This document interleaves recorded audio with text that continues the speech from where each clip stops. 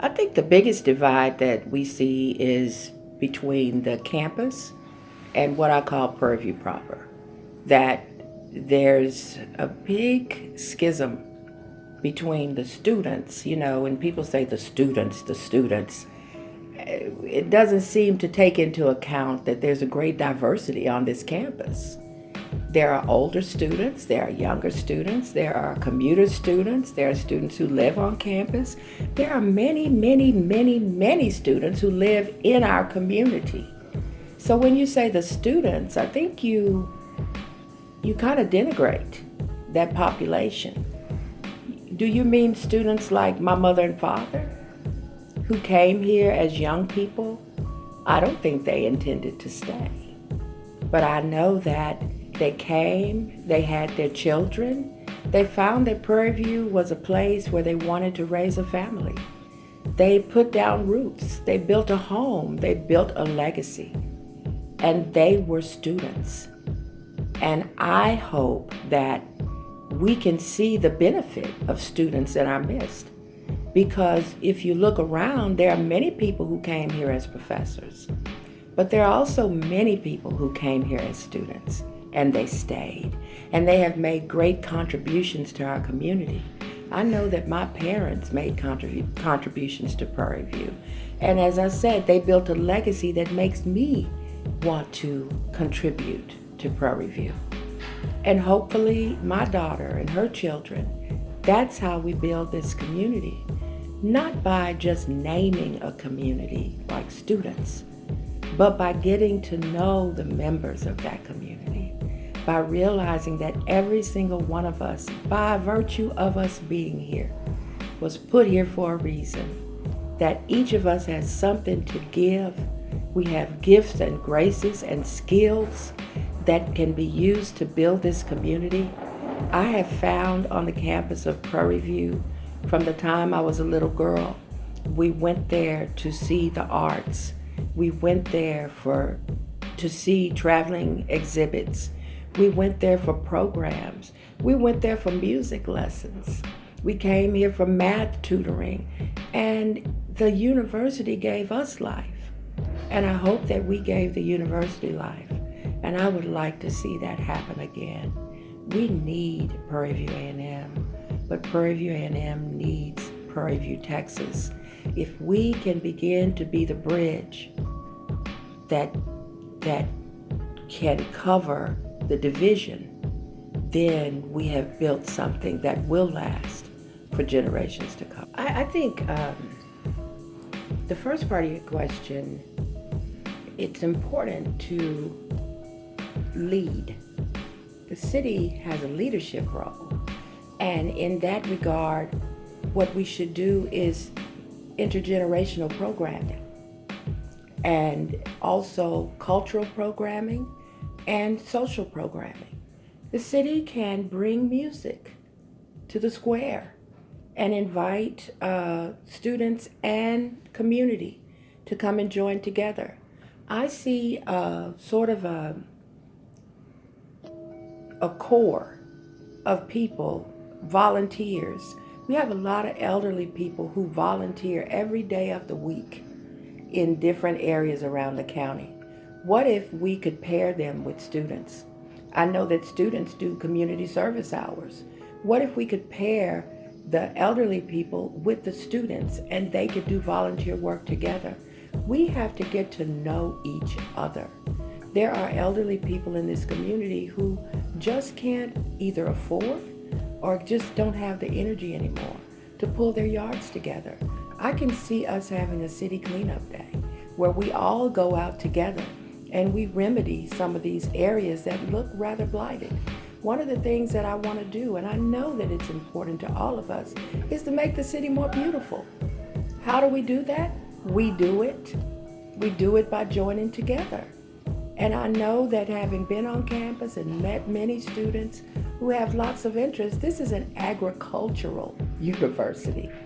There are students on campus with expertise in the plants that will grow and the things that will make our city more beautiful and more attractive so that more people will want to come here. You have to create a product that is attractive to people, that draws people in, and then they will come and they will see what we have to offer. It's like a guy told me once, he said, I might be at a bar or at a party, and I see a lady, and she's really beautiful to me. He said, I'll approach her, and later on I'll get to know what she has on the inside. He said, if she has something to offer, then we'll go forward. If she doesn't, then I'll keep it moving. If we don't have a pretty picture or an attractive picture, no one's going to come in and investigate to see if, in fact, we have something more to offer. Let's make Prairie View what it's supposed to be. The legacy of Prairie View deserves that we continue to build, that we continue to be productive, that we continue to be fruitful, that we continue to care. Not only what our city is like on the inside, but what we look like on the outside. Growing up in Prairie View, you don't realize what a special cocoon you're in. You have no idea until you go someplace else that you were gifted with something that very, very few will experience. I don't know what it's like in other black college towns, but I know what it was like growing up here in the time that I grew up. And as I thought about my own motherhood and parenthood, I realized I could not give my child what I had in Prairie View. I can't imagine a black parent who could offer their child a situation where everywhere they looked, there was black leadership. Where everywhere they looked, there was black excellence and achievement. That's what growing up in Prairie View was for me. That the parents were stellar people. They were professionals. They were homeowners. They cared enough about us to form the Girl Scouts and the Jack and Jills and the Boy Scouts and the Cub Scouts. They cared enough about us to do cultural programming for us, to expose us to international cultures, to put us in caravans of cars and take us on campus to see speakers or to hear music, or to even take us to Houston to see things like the Jackson 5. Prairie View was a community where any parent could speak to any child and not be concerned about any blowback.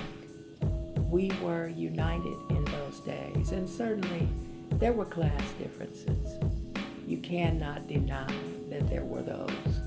But for me, to see women, especially the women, my second grade teacher picked me up every Sunday evening for church.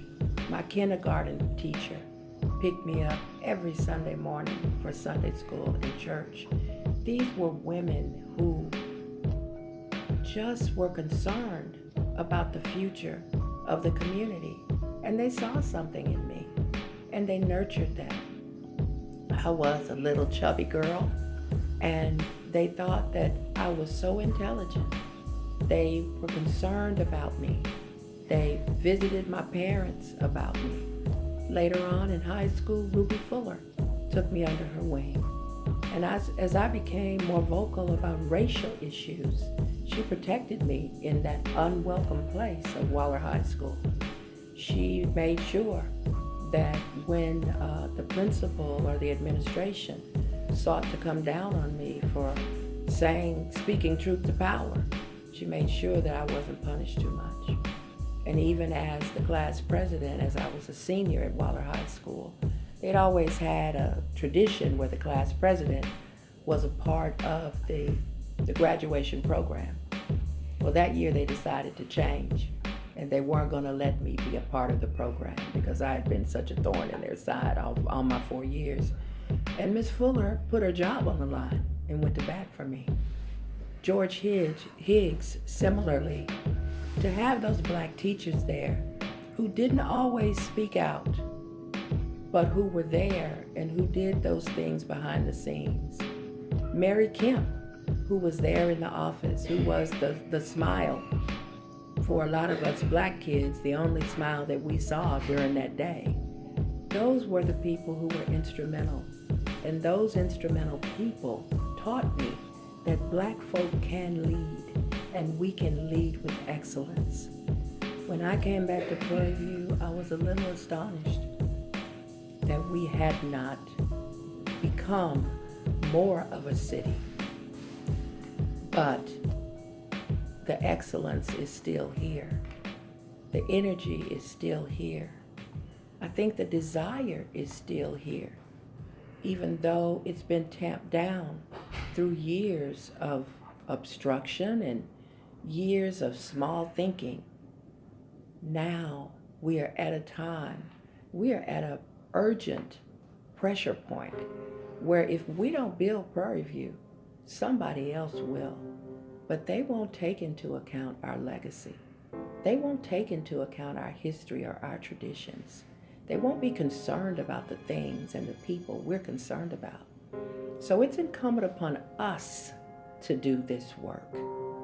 It's incumbent upon us to build on the legacy of Ruby Fuller and K. Snell Gibson and Libby Brown and all of those people, Willie Combs and Talmadge Combs, Cecile Richardson, Lee Van Richardson, those people who grew me, Helen Boyer, Gwen Carter, those people who grew me, who cared, Kate Johnson and Dr. Johnson. I could go around my neighborhood and point out homes where I've been in and sold Girl Scout cookies and had dinner and been nurtured and been asked, what grades did you make this time? We want Prairie View to be that place again. We want Prairie View to be a place where students say, hey, I want to live here. I want to build something here. I have a small business that can grow here. That's the legacy. That's what I came out of.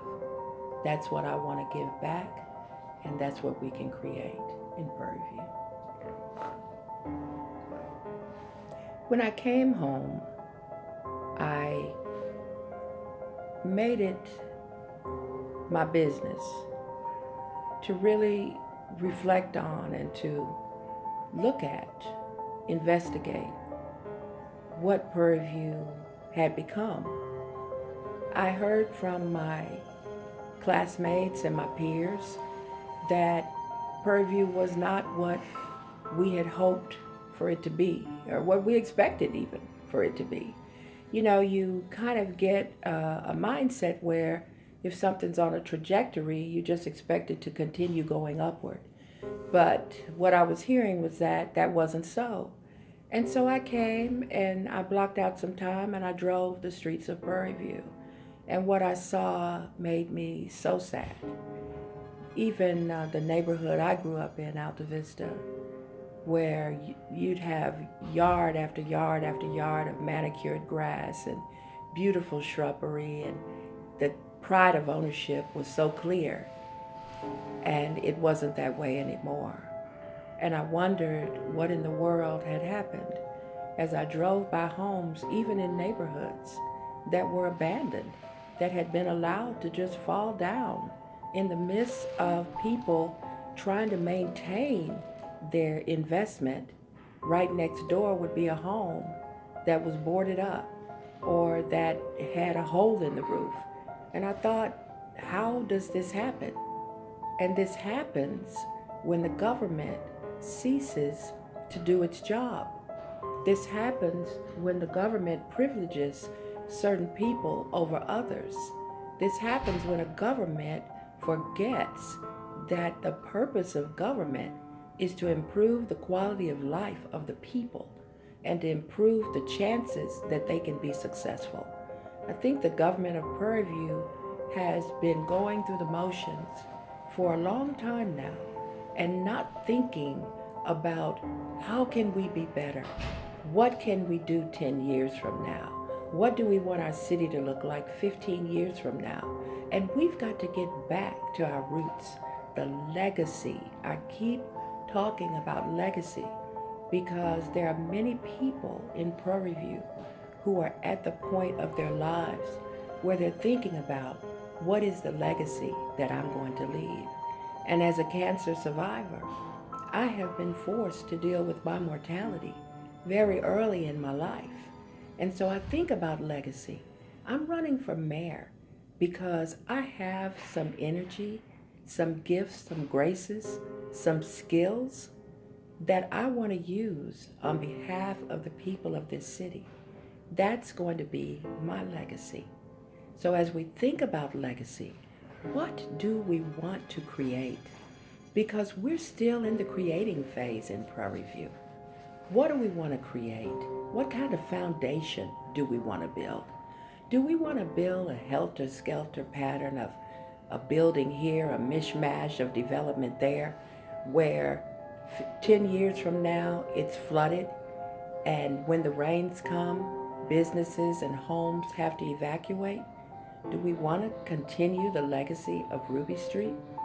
Or do we want to build with a robust planning commission that can determine the look and the image of Prairie View? Do we want to grow with haste, where we create waste?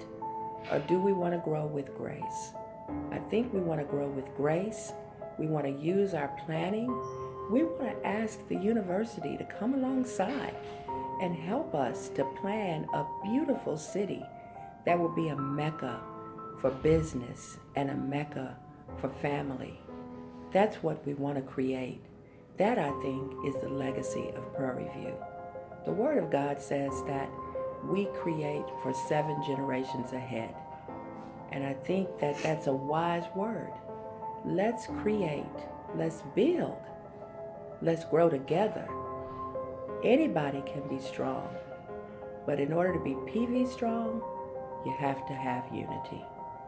Let's bridge the gap between the university, Alta Vista, White's Chapel, Prairie Hills, Pine Island, Rosewood, all of our communities coming together, bringing all of the skills and productivity of all of our people, not just a few. I think we'll all be surprised at the greatness we're going to create.